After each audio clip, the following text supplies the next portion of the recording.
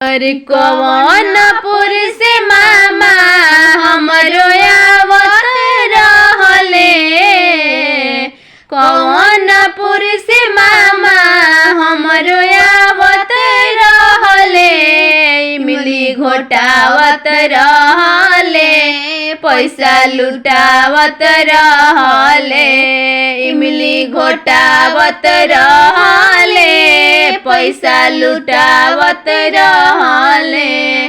कवनपुर से मामा हमरो आवत रहले। इमली घोटावत रहले, पैसा लुटावत रहले। इमली घोटावत रहले, पैसा लुटावत रहले। अपना दीदिया के मनवा खुश कइले।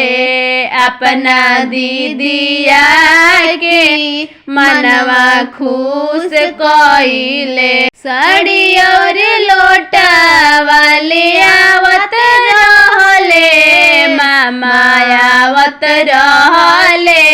इमली घोटावत रहले, मामा आवत रहले।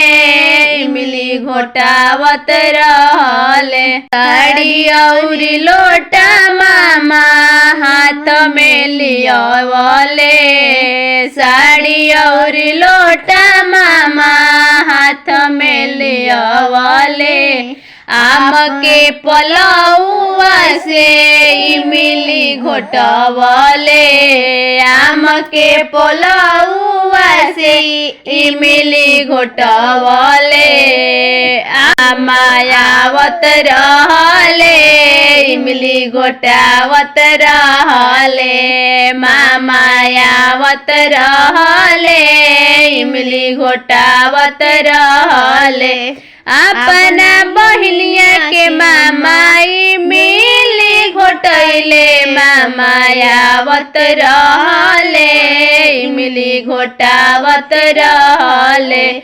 मामा आवत रहले, इमली घोटावत रहले।